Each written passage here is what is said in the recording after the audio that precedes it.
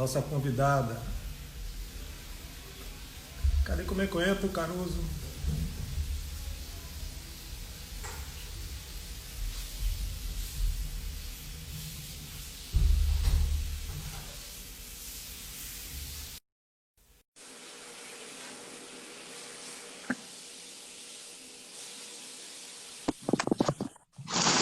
Boa noite, Lorena. Boa noite. Tudo bem, Bem? professor? Como é que tá? Tudo bem, o senhor tá me ouvindo direitinho? Excelentemente bem. Ai, que bom. Como é que tá aí na Bahia?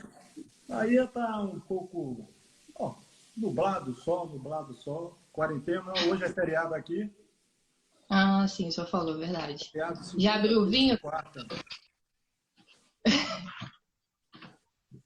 Aqui também, ó. Então pronto. Enquanto o pessoal está entrando aí, gostaria de dar Sim. boa noite ao pessoal todo aí. Gostaria, mais uma vez, estamos aqui na live de Engenharia Química. Temos a convidada especial, simpática, bonita, para falar umas Obrigada. curiosidades sobre vinho aí. E eu vou Aqui começar. por Petativa tá super frio, professor. É mesmo? Pedatuba sempre Aham. mais frio, pô. É, mas quando faz calor, faz muito calor, né? Também, também. Bem quente. Aí hoje veio muito vento aqui à tarde, agora deu uma esfriada.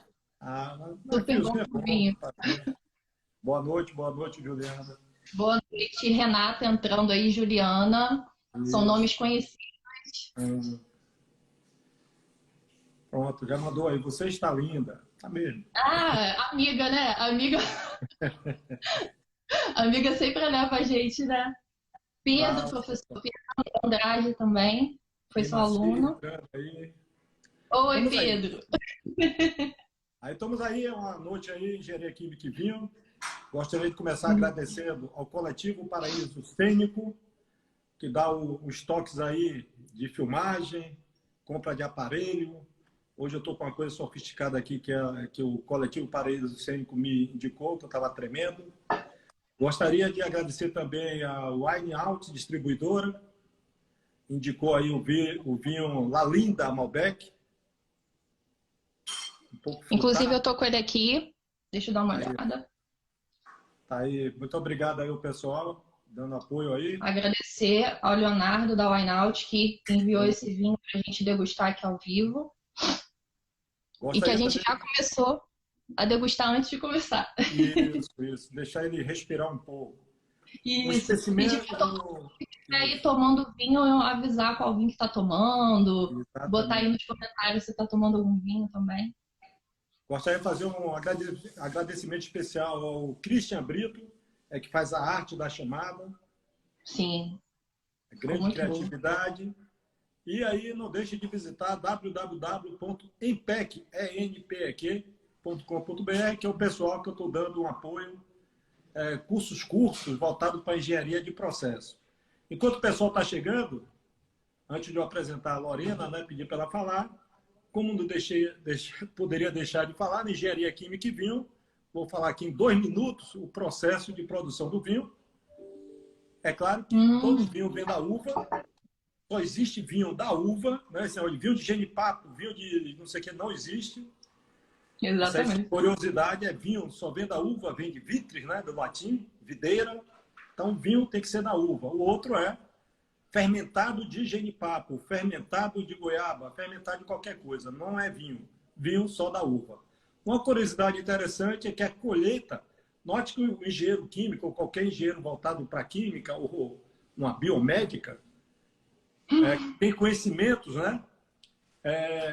Pode entrar nessa área e desenvolver o processo, otimizar, porque a colheita da uva ela tem que ser feita no tempo certo. Tem um período Hum, correto de fazer a colheita da uva. Se for antes ou depois, ou vai estar mais ácido ou menos ácido, aí não vai estar uma uva de qualidade.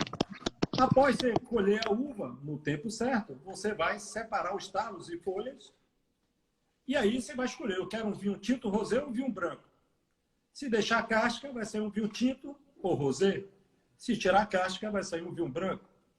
E assim o processo vai, você separa a casca ou não separa, vai para a fermentação, levedura, que vai transformar o açúcar em álcool. Depois da fermentação, vai estar aquele mosto, você vai retirar a borra, vai maturar. Você pode ir direto para o carvalho, ou você pode maturar em barril de aço.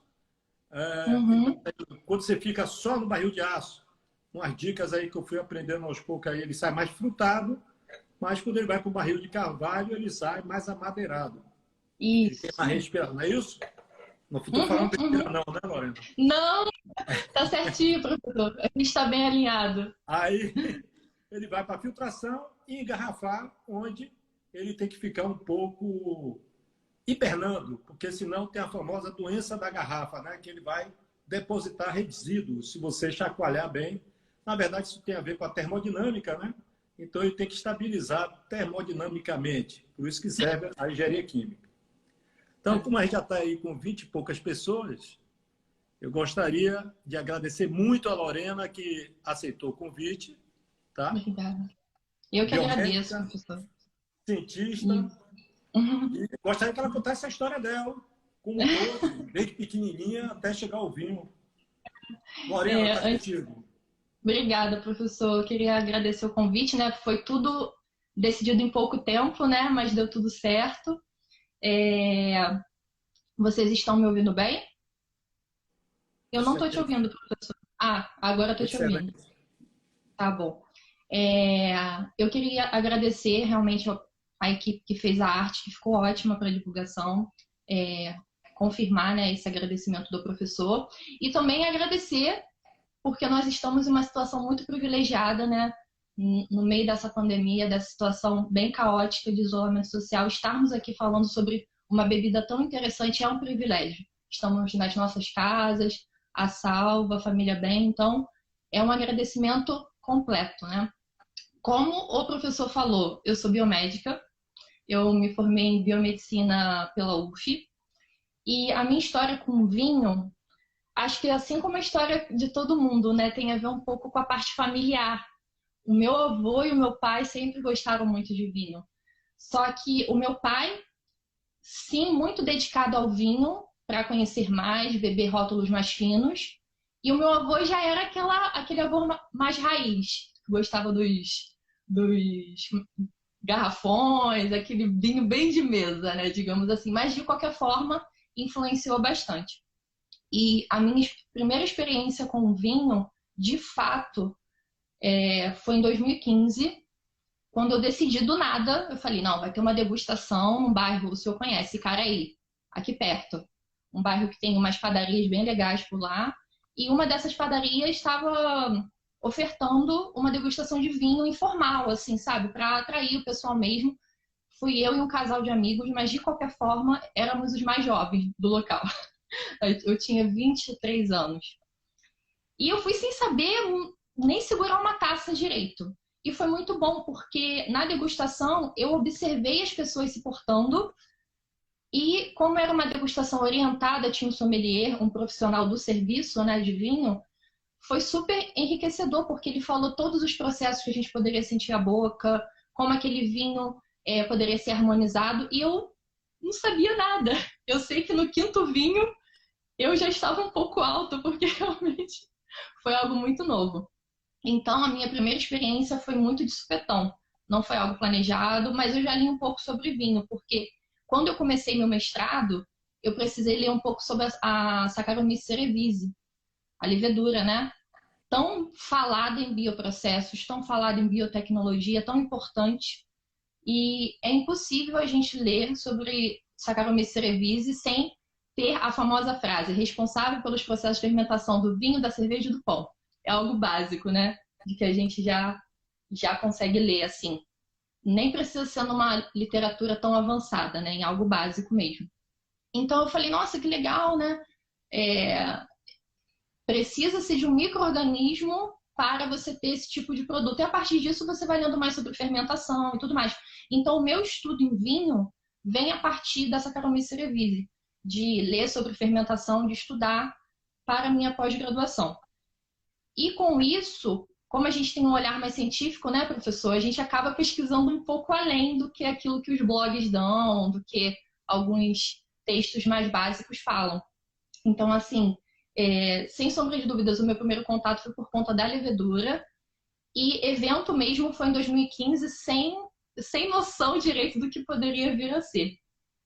E desde então, eu sou consumidora, apesar, como o senhor falou, apesar de sermos o senhor, por exemplo, engenheiro químico ou biomédica, o vinho permite diferentes perspectivas, né?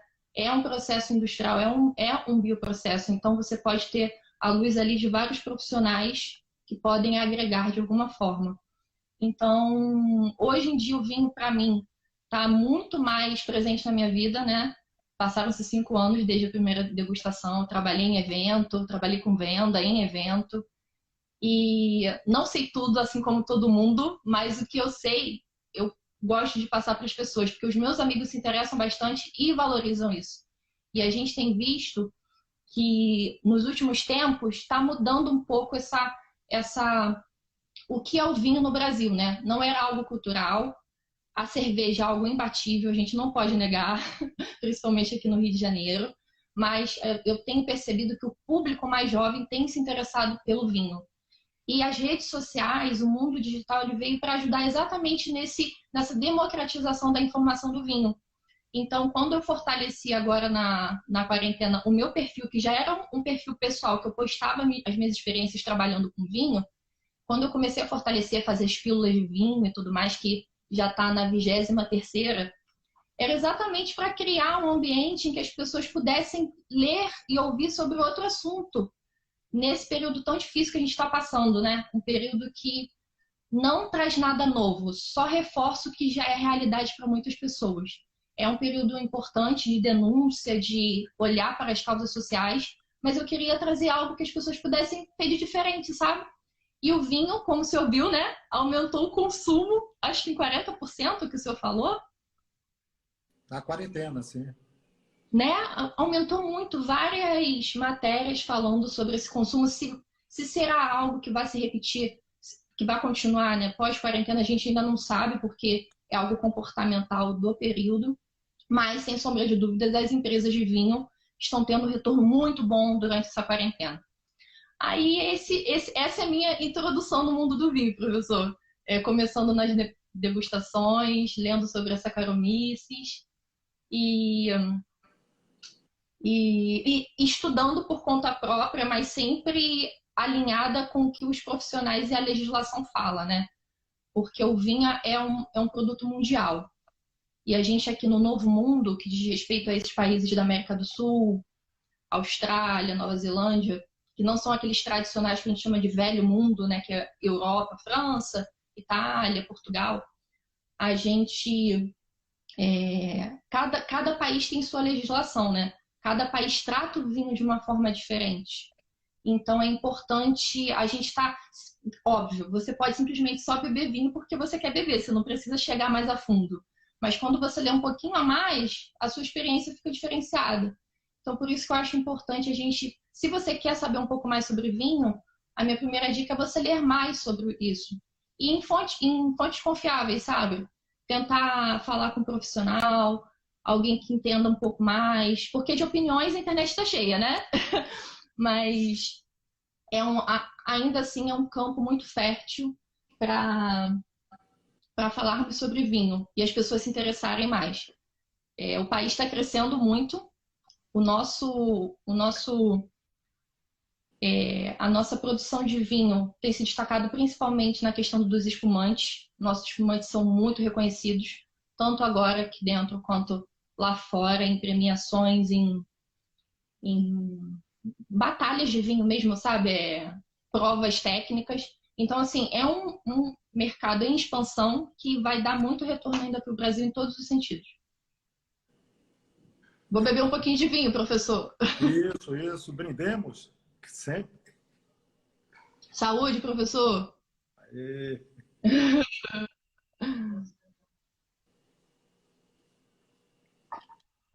E o senhor começou com vinho quando, professor? Eu? É. Como você, eu também comecei a tomar como seu avô, né? Naqueles garrafões. Quem nunca? Eu me Quem lembro nunca? muito desses amigos que eu conheço há 54 anos. Aqui na Bahia, tem o chamado Alto de Ondina, né? Que você tem um visual completo da Bahia, tudo Santo do Mar. Tinha um que tocava gaita, Beraldo, tudo irmão, né? O outro tocava violão, nós subíamos lá com aquele garrafão de vinho hoje deve custar uns R$ 20, aquele Sim. garrafão. E a gente ficava bebendo a noite toda vinho. Então, vinho a gente bebia, mas não tinha conhecimento. Até que esse grupo de amigos, né, se especializou, vamos dizer assim, né? Então, tem uns Uhum. que entendem. E a partir daí já tem uns 10 ou 15 anos que a gente, toda terça-feira, nós nos reunimos, nós nos conhecemos há 54 anos, né? Nós nos reunimos Nossa, para degustar o vinho. Tem uns que entendem. Eu entendo o seguinte: eu olho o vinho, bebo, degusto. Se eu gostar, eu continuo comprando. Se eu não gostar, eu continuo bebendo até acabar, mas não quero mais ele. para fazer jus ao valor que gastou, com certeza. Exatamente. Exatamente. Mas é Tem uma isso. pessoa.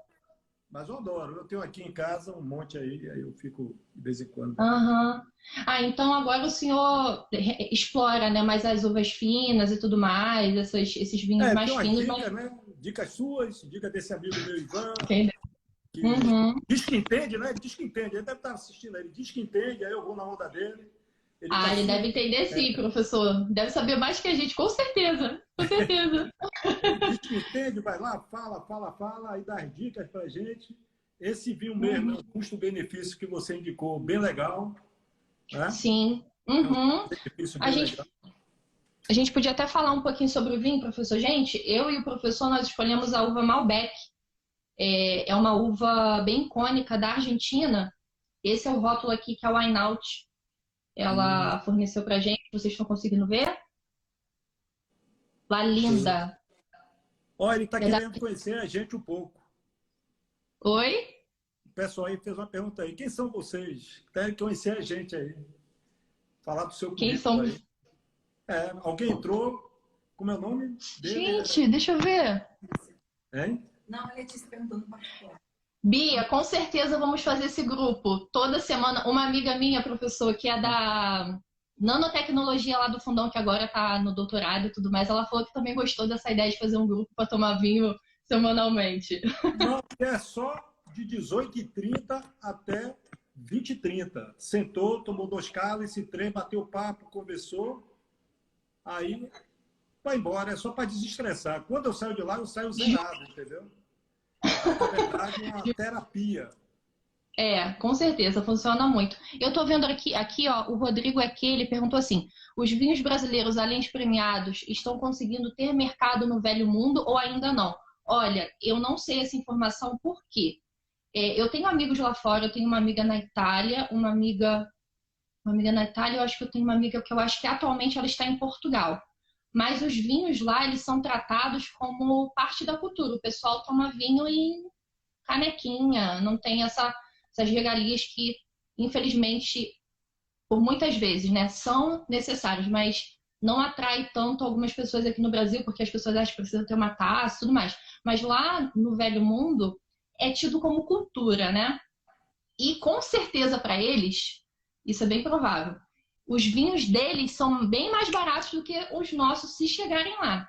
Eu não sei te dizer como que está o cenário de consumo no velho mundo dos nossos vinhos, mas eu posso te dizer quanto à premiação. Isso eu trabalhei em um evento de vinho na parte de serviço de comércio no Morro da Urca. E eu representei a Métier espumante. É um espumante do Sul, e a enóloga, inclusive, estava lá, a Jussiane Casagrande, que é um rótulo também vendido na Wine Out, né? A distribuidora que está fornecendo vinho aqui para a gente agora. E ela tinha acabado de chegar de uma noite em que ela recebeu uma premiação em um concurso disputadíssimo lá fora. Ela acho que o espumante dela ganhou 91 pontos, a pontuação máxima, em uma competição muito acirrada lá fora. Eu não me lembro exatamente qual foi, eu posso até passar depois para você, se você me mandar mensagem lá no meu Instagram. Mas assim, eu sei que o reconhecimento existe, mas eu não sei o consumo porque tem essas questões de taxação, né? Os vinhos deles lá são muito baratos. As minhas amigas mandam: Lorena, eu consegui um vinho maravilhoso no mercado sei lá, 5 euros, 10, acho que 10 euros acho que seria até muito caro, não sei. Então, assim, eu acho que se os nossos forem para lá, com certeza não vai esse valor, né? Porque tem muita taxação, mas, né, eu realmente não sei te dizer quanto ao perfil de consumo. Eu posso até procurar saber disso com essa minha amiga lá fora. Mas é o que você falou, Lorena. Os vinhos ganham prêmios, mas não tem como competir lá fora, né? O imposto é muito alto. É como você falou. Você pega um vinho italiano, Bordeaux, você paga... Quando você paga $30 lá, você vai pagar R$ 700 aqui, 800. Você está entendendo? Sim. Aí você chega no supermercado, muito você compra lá um vinho, $20, como eu comprei outro dia. Aí você chega aqui, pô, 200 e pouco reais, R$ 300, R$ 400, entendeu? Sim, sim. Competir. Fora a nossa taxação também que recai sobre os nossos produtos, né? Isso. O vinho brasileiro, eu não sei muito sobre o assunto, mas o que eu vejo é que o vinho aqui não é cultural no sentido de que ele não é catalogado como alimento. Ele tem uma outra categoria na parte de imposto de taxação que recai sobre ele muitas taxas. Então, às vezes, você vai ver um produto nosso mais caro do que um chileno, um argentino que está aqui do lado. Por questões mesmo de tratos de impostos entre países e essa consideração. Eu não sei se está atualizado isso, tá? Mas a última notícia que eu vi, eu até estava conversando com uma amiga sobre isso, que aqui no Brasil o vinho não é alimento, infelizmente, né? Se fosse alimento, teria uma outra base de taxação, de impostos. O Ivan tá vendo aqui e falou assim, é uma terapia nossa mesmo. O Ivan tá aí.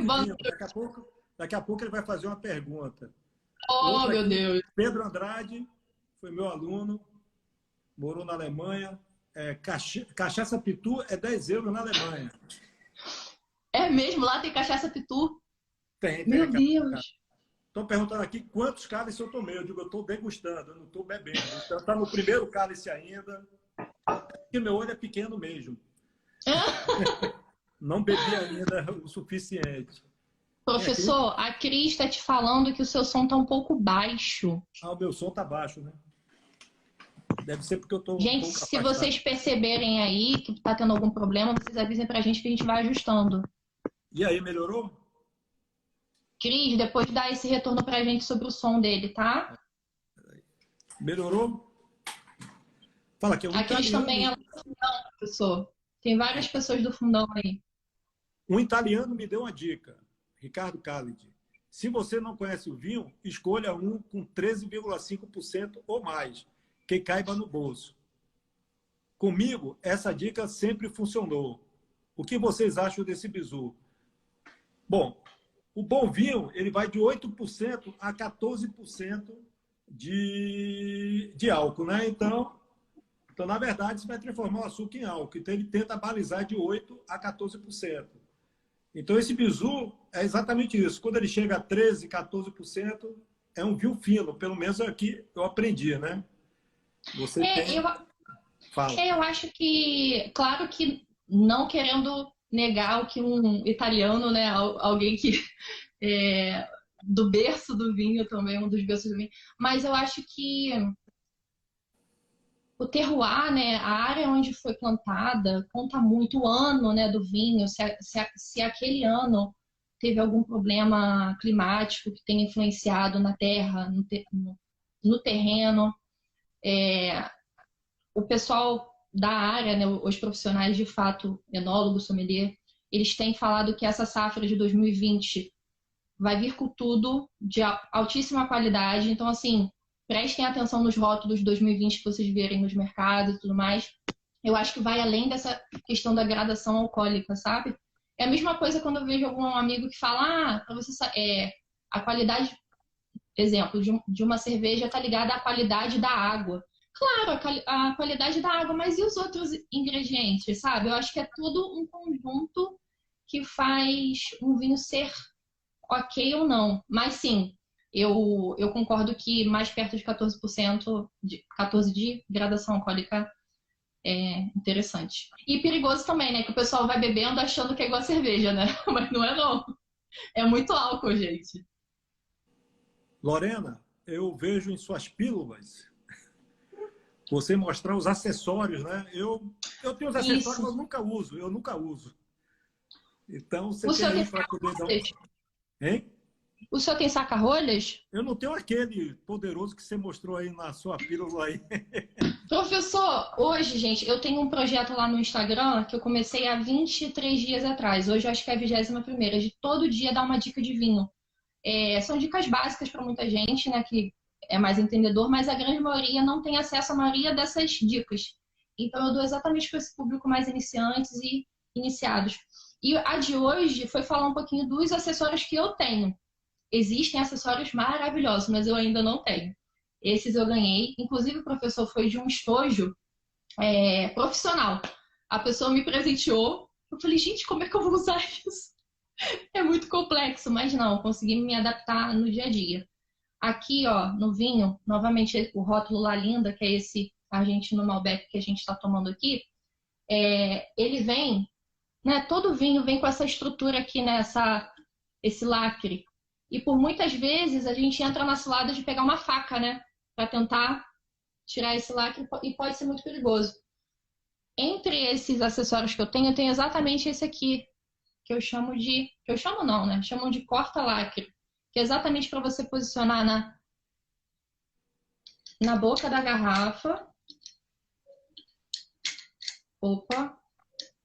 E você só girar. Eu não sei se você está conseguindo ver. O lacre sai direitinho assim, ó, na mão. Eu abri o vinho antes. E essa foi a rolha do La Linda. Olha que lindo, professor. Perfeito. A cor linda aqui do Malbec. Logo depois, eu utilizei esse funilzinho aqui para exatamente colocar na boca aqui, porque na hora que você dispensa na taça, não ficam aquelas gotas remanescentes que pode te manchar ou manchar uma toalha predileta da sua família que você sabe que vai dar problema se manchar. Aquelas coisas, né, que todo mundo já passou.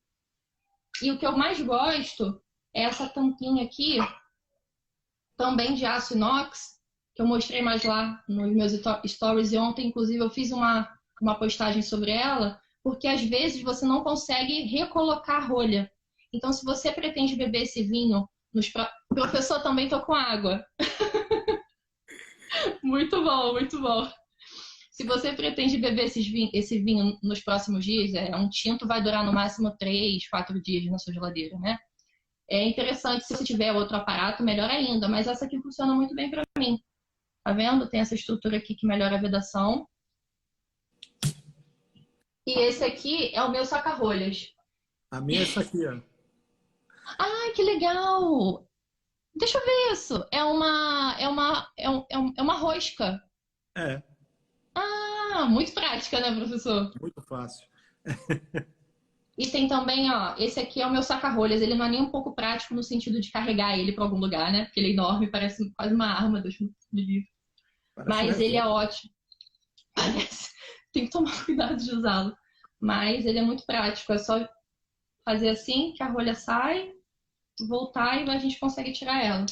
Eu já tinha aberto o vinho antes de começar a live, mas lá no meu perfil eu vou mostrar por post como usa cada um. A tampinha eu já fiz um post sobre. A pílula de hoje foi falando um pouquinho sobre cada um. Tem uma pergunta aqui do Rodrigo, da Escola de Química. A modificação genética das leveduras no setor de vinhos está focada em quê? Produtividade? Produção de voláteis? Em quê? Eu leio, o que eu leio, tá? Baseado no que eu leio, em produtividade.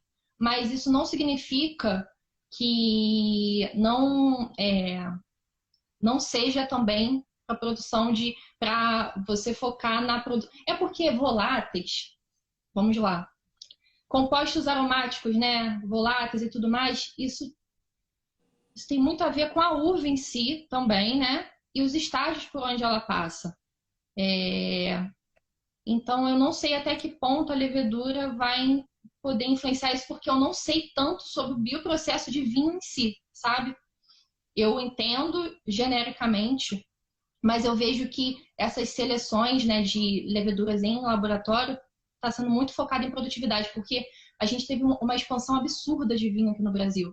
Antigamente eram aquelas vinícolas pequenininhas que atendiam localmente. Agora você tem vinhos indo lá para fora ganhando prêmio e uma produção assim, e a gente ainda não é o maior produtor, né? O maior produtor acho que continua sendo a Itália. Então eu acho que o foco é a produtividade. Eu acho que volátil aí, de repente, professor, o senhor vai até conseguir raciocinar melhor do que eu, mas eu vejo muito a partir dos compostos que já existem naturalmente na uva e que podem ser, sim, manipulados se passar por um barril de carvalho ou algo de aço inox. Legal. Bom, aqui tem um recado do Khalid. O Brasa, meu apelido aqui na Bahia é Brasinha, tá? Brasinha, Brasa, você vê que eu sou vermelho, né? Ah, meu Deus!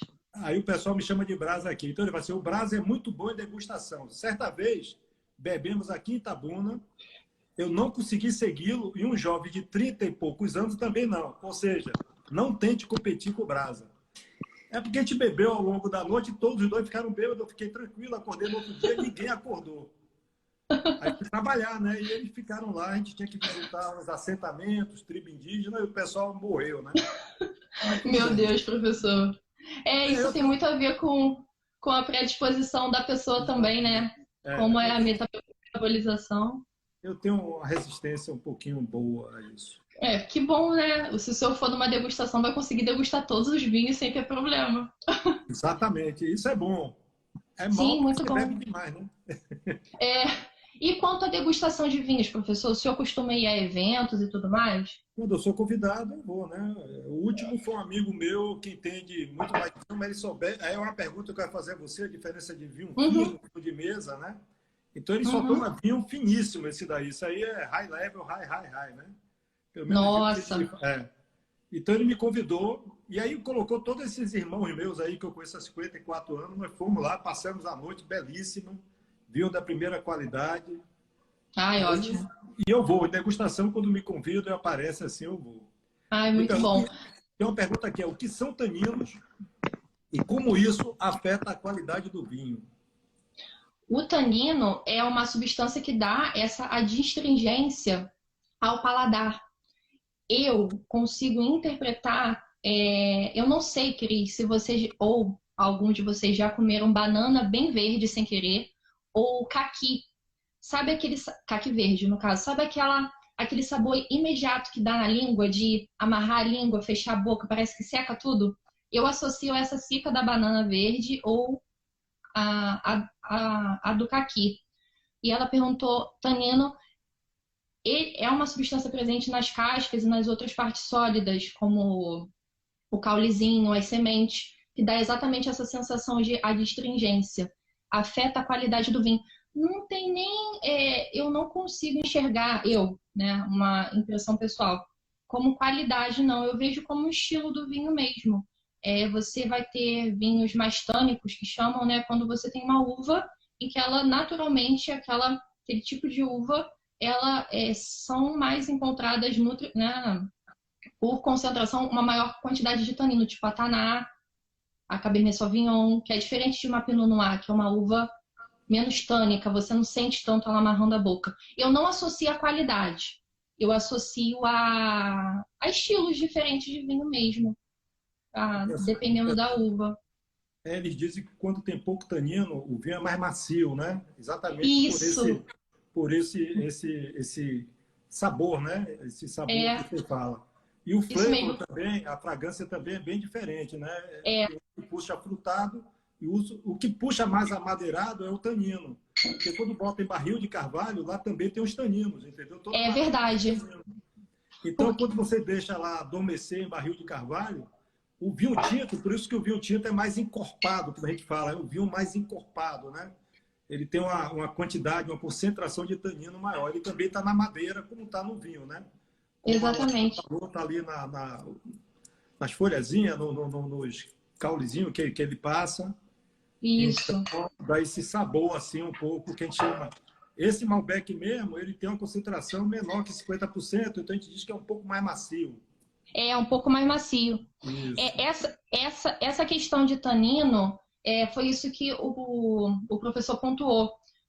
Quando a gente fala em vinho branco, a gente está ou falando de um vinho que veio da uva branca, ou um vinho que veio da uva tinta, mas não teve contato com a casca. Porque a casca. Mas mesmo a uva branca, você tira a casca.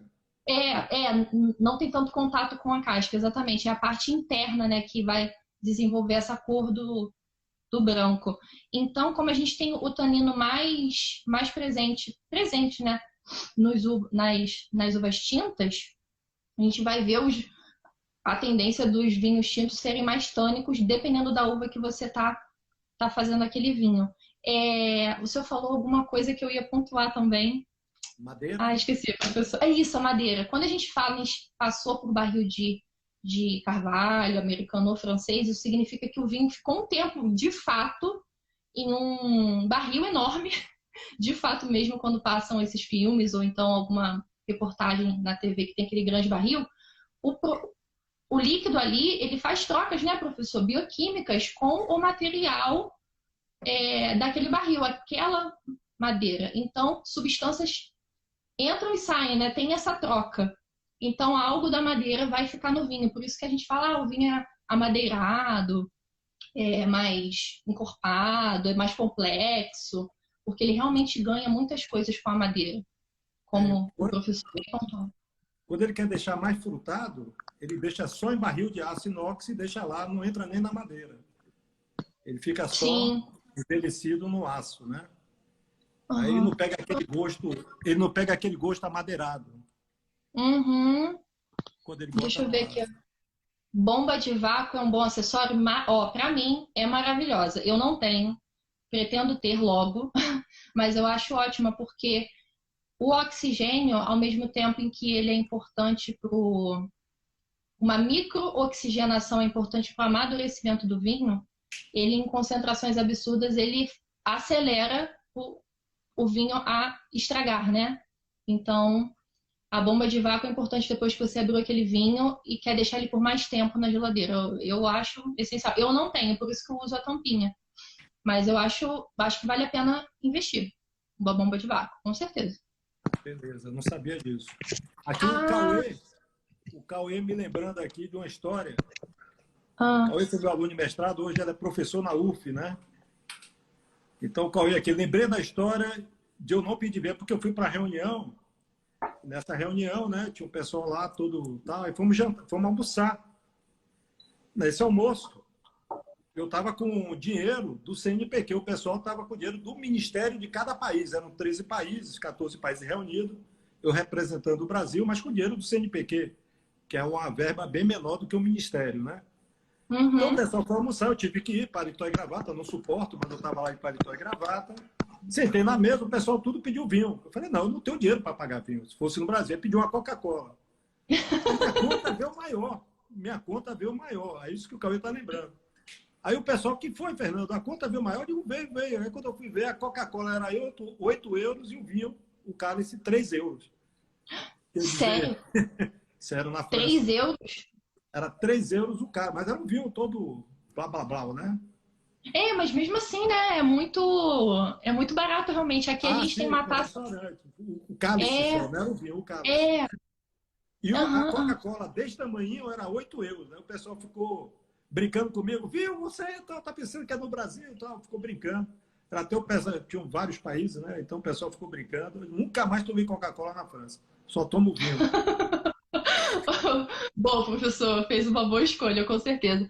A Beatriz está aqui perguntando. A Beatriz, vocês passam o vinho para uma garrafa menor depois de aberto para durar mais? Eu já vi sobre isso, tá? Apesar de eu não... Opa, eu apertei alguma coisa aqui, gente. Eu já ouvi esse tipo de... Não sei se é comportamento, não sei nem como dizer. Esse tipo de prática, melhor ainda. Mas eu não faço. Eu acredito que deva ser por conta da superfície de contato com oxigênio, não sei. Mas eu posso procurar saber, Bia, sobre essa questão de passar por uma garrafa menor. O senhor passa, professor? O senhor deixa na garrafa? Eu deixo na garrafa normal. Deixo na garrafa normal também. Mas interessante. Interessante. Deve ter alguma coisa a ver com superfície de contato, de repente. A Letícia manda um recado aqui. Se cadastre em www.empec.com.br para receber aviso das lives e novidades. Ernesto, ótimo. Meu grande amigo Ernesto perguntou bomba de vácuo, você já respondeu. O Empec aqui, ó. É. Deixa eu ver Desculpa, se... professor, pode falar. Não, pode perguntar aí. Não, o Ricardo falando, Ricardo Khalid. Bomba de Khalid, vácuo nunca vou Khalid, comprar. Khalid. Khalid, desculpa, perdão. Bomba de vácuo nunca vou comprar. A garrafa aberta não dura muito. Se essa for a situação, não vale a pena o investimento. A Juliana, a psicóloga Juliana, perguntou aqui qual seria a melhor forma de armazenamento do vinho. Olha, eu estava lendo recentemente sobre isso. O senhor armazena como, professor? Ou não armazena, já bebe tudo assim que compra? Não, eu armazeno no... Eu comprei 24 garrafas, como é o nome? Poxa, me fugiu. Uma adega climatizada? Uma adega. Comprei uma adegazinha, eu e meu irmão, ele está até assistindo aí. Comprei uma adega 24, então eu deixo lá. 8 graus, entendeu? Uhum. Eu deixo até um pouco abaixo da temperatura, porque são 24 garrafas, entendeu? Uhum. Fez uma média, né? Exatamente. Entendi. Eu armazeno assim. Armazenamento depois de aberta na geladeira, né? E dependendo do vinho, se for tinto branco, o tinto vai durar até 3 dias ou 4. É uma média, né? Os fortificados, que são tipo do Porto, esses duram mais tempo. Os brancos duram menos ainda. Espumante, então, é abrir e beber, não tem esse papo de guardar, não. Mas ele fechado, existe aquela história de vinho deitado, né? Para exatamente ter essa hidratação da rolha, né? Para ela não ressecar. Exatamente. E a gente tem agora os vinhos que, como o professor mostrou aí, é fechamento a rosca, né, professor? Então, não tem essa questão da rolha para hidratar. Essa questão da posição é muito controversa. Eu vi umas pesquisas numa universidade lá da Austrália que acompanhou vinhos, um grupo de fechado a rolha deitado, um grupo fechado a rolha em pé. E não viu diferença na oxigenação, na micro-oxigenação, que é essa entrada de oxigênio, porque a rolha ela é porosa exatamente para ter essa troca, né? Então, eles concluíram que não faz muita diferença. Algumas pessoas falam que não faz diferença. Eu acho que o que influencia muito é luminosidade e temperatura. Eu acho que isso tem que tomar cuidado. Agora, quanto a eu deixo os meus deitados, tá? Isso por uma prática minha. Eu acho que fica até mais bonito. Eu vou ser bem sincera, é uma questão estética. Eu deixo na parte de cima do meu armário deitado. Eu não tenho uma adega ainda e nem uma estrutura para isso. E eu tenho poucos vinhos também. Então, eu deixaria deitado, mas existe essa controvérsia. Eu só tomaria cuidado realmente com a temperatura do local para não ser muito abafado, nem muito frio, né, professor? Mas eu acho que no geral é mais isso. Tem uma pergunta aqui de engenheiro químico, viu? A Opa. concentração de compostos que dão flavor em bebida é muito baixa. Qual a viabilidade de se otimizar pensando no sabor e levando em consideração esses compostos do sabor? Professor, traduz.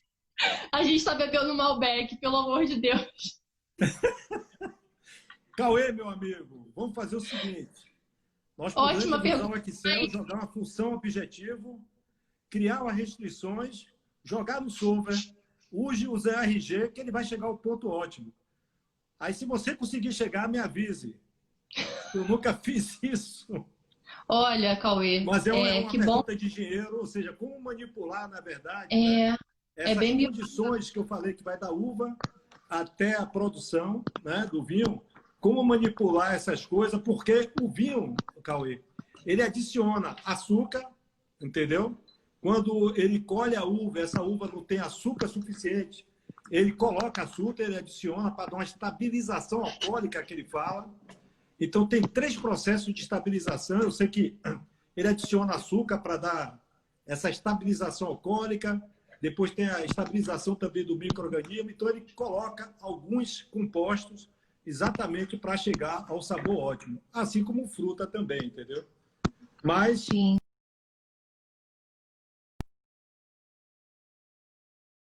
Vídeo destravou. porque alguém ligou, aí eu não pode ligar nessa hora.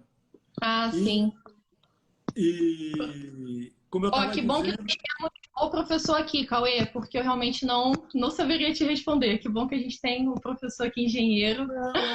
Trabalhar em cada etapa para chegar na qualidade que você quer, né? Como a Lorena falou no começo, o pessoal que tem experiência na produção de vinho vai pelo sentimento mesmo, já tem experiência, já sabe, pelo cheiro, ele já conhece, embora hoje já está bem industrializado, para você produzir em alta escala, você precisa de um controle maior, né? Mas ele já sabe, cada um sabe a sua fórmula, cada um sabe o seu vinho, isso daí ninguém passa. Sim. O ácido influencia no gosto, porque na cachaça, porque influencia na bebida, né? O armazenamento lá por vinho. Não, o aço inox, não é o aço inox, não é o aço carbono, é o aço inox. Não tem problema nenhum, não influencia no gosto. É como eu falei, ele vai ter uma concentração de tanino menor, né? Você vai sair mais frutado, porque você pode misturar, como o Cauê perguntou, algumas frutas para poder, ou algumas essências, né, de frutas naturais, para poder dar essência, aquele gosto de chocolate, aquele gosto de frutas vermelhas, etc. A pessoa pode incluir aí na mistura. Ainda que esteja guardada deitada, a rolha ressecada indica alguma coisa? Mas você respondeu, né, Lorena? Essa questão da rolha ressecada quer dizer que se a rolha resseca, ela diminui, né, esse raio dela, né? Ela fica toda quebradiça e diminui esse raio, sinal de que mais oxigênio entrou. Então, de repente, antes de você abrir a sua garrafa, ele já entrou com uma quantidade de oxigênio que pode levar ele a ficar estragado assim que você abrir, entendeu? Então, por isso que é importante mantê-la hidratada. Mas as rolhas boas mesmo, porque tem essas rolhas de cortiça, mas tem as rolhas de plástico, né, professor? Que são mais baratas, né? Dificilmente, assim, pode estragar, mas só se você demorar muito para beber um vinho. E os vinhos, na grande maioria, eu estava até falando com um amigo meu enólogo recém-formado, ele falou, Lorena, os vinhos, hoje em dia, né, não são mais aqueles vinhos que a gente chama de guarda, que era aquele mito de antigamente, né, professor? O vinho tem que ser quanto mais velho, melhor. Gente, a gente está tomando aqui um rótulo de 2018. Não sei se vocês conseguem ver aí, ó. 2 anos. Então, assim, a média é essa, de no máximo 3 anos para você consumir hoje em dia, né? O mercado ele está voltado para esse imediatismo de consumo. Poucos são os vinhos para guarda, que é você guardar para beber daqui a 10 anos. Existem, obviamente, são rótulos caros, né? Mais sofisticados. Mas, assim, comprou um vinho que não seja desse grupo de guarda, né? Bebe logo, não espera a rolha ressecar, não. E se vocês já ganharam um vinho que já estava com a rolha ressecada, ou por algum motivo o vinho já veio até você com a rolha ressecada, toma cuidado na hora de abrir, já vai percebendo o vinho, que ele pode estar estragado sim, né? Quais foram os melhores vinhos que vocês já tomaram na vida? Eu já sei de cabeça um nome. Então diga. É um vinho italiano que eu tomei numa viagem, Iantra. Eu nunca mais vi esse vinho, não sei direito onde vendem, mas eu fiz uma viagem para Fernando de Noronha, foi uma viagem surpresa, assim, a gente não esperava na época poder ir, que é um lugar muito caro, né, professor, você sabe, e a gente conseguiu ir, e lá eu tomei o vinho Iantra, um vinho Y-A-N-T-R-A, é um vinho italiano. Então, assim, nossa, foi diferente, foi uma coisa, assim, afetiva. O que eu posso dizer é o seguinte, eu não tenho assim o melhor vinho. Cada vinho que eu tomo é uma surpresa para mim. Tá? Eu gosto muito de ir variando, eu gosto muito do Malbec, eu gosto do Pinot Noir em determinados momentos. O Merlot também eu gosto, entendeu? Então tem momentos que o Pinot Noir é mais suave, muito mais macio que o Malbec. Então depende do dia. Eu gosto de um vinho verde, que o pessoal geralmente não gosta, né? O pessoal, vinho verde não presta, tal. Eu gosto de um vinho verde, assim, no verão. Quente, sério?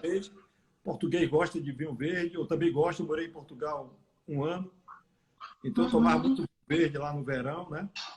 E eu fui com meu irmão uma vez para a França, eles tomam muito assim na mesa de bar, aquele vinho rosé, né? O vinho rosé é um vinho tinto, às vezes misturado com vinho branco, ou um vinho com uma menor quantidade de casca para dar aquela cor rosé, né? Eles podem fazer dos 2 tipos. Então, tinha aquele vinho que era bem barato, tomou lá, o pessoal tomando, disse, vamos tomar igual o pessoal daqui, todo mundo está na mesa. Então a gente bebeu. Sim. Então, para mim, não tem assim o melhor vinho. Então, o vinho do momento são as pessoas que estão ao lado, né? Eu acho que foi a sensação dela quando ela foi quando ela viajou para Noronha, né? Tomou aquele vinho junto da companhia legal pra caramba, curtiu, então o vinho fica maravilhoso, né? Exatamente. Então, todo vinho que eu tomo na terça-feira, para mim, é o melhor vinho. eu estou com meus amigos, meus irmãos, é um prazer com o Carlos, de às vezes, aí já chegou lá em casa, vamos tomar um vinho, acabamos tomando 2 garrafas, eu e ele. Então fica naquele bate-papo sem nenhum medo, entendeu? Sabe aquele hora de você botar tudo para fora, falar tudo, e você sabe que quando o pessoal está te sacaneando, desculpe a expressão, eles estão sacaneando na brincadeira. Pô, e ali a gente continua sendo irmão, amigo, a gente briga, como sempre brigamos desde menino, sofre bullying. É uma terapia. É uma Mas terapia em é um grupo. momento, entendeu? Se eu não gostar, eu digo, eu não gosto, eu não vou beber nunca mais. Mas não tem assim o melhor. Eu realmente na Itália tomei um muito bom, famoso, né, pessoal? Mas não tenho assim um vinho. Eu gosto da uva, né? Eu vejo a uva, compro, experimento. Sim. E pronto, eu vou mais pela uva, né? Como eu falei, o Pinot Noir é bem mais leve, o Malbec, o Merlot tá ali entre os dois. Para mim é assim que eu sinto o gosto, né? Isso mesmo. Eu fiz aqui, professor, uma gradação entre o corpo do vinho, do mais leve, né, teoricamente até o mais encorpado. Aí eu escrevi aqui, ó, o mais leve seria como os tintos, tá, que a gente está falando.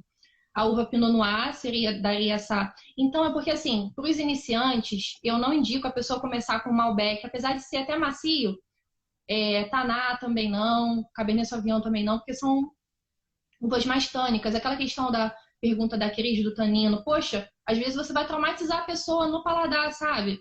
Então, acho muito mais interessante começar com Pinot Noir, que é uma uva, como o professor falou, mais leve. Logo depois da Pinot Noir, a gente pode falar da Carmené também, que o Pedro, se o Pedro ainda estiver aí, ele comprou um rótulo da Carmené, Ave Sur, se não me engano, eu não me lembro o nome, gostou bastante.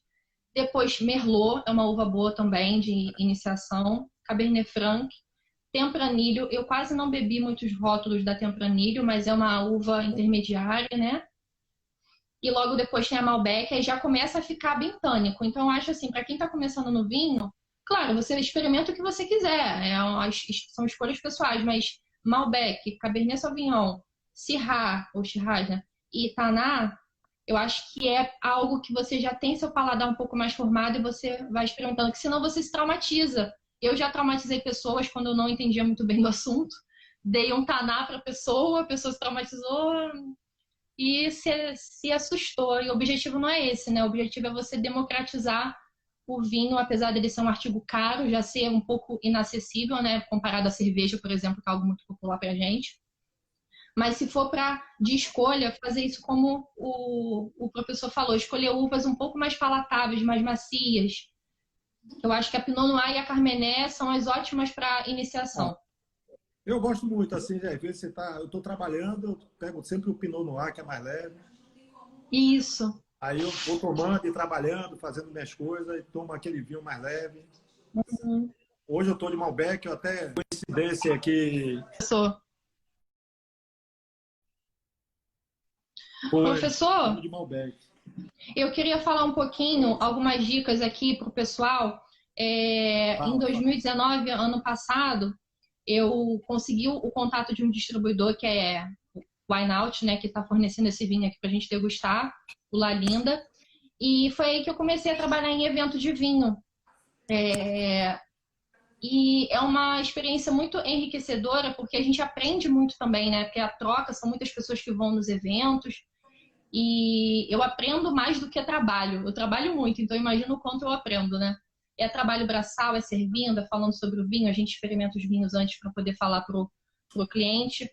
E eu listei aqui 4 erros que eu vejo que as pessoas cometem e 4 mitos no mundo do vinho. Eu queria falar um pouquinho para vocês.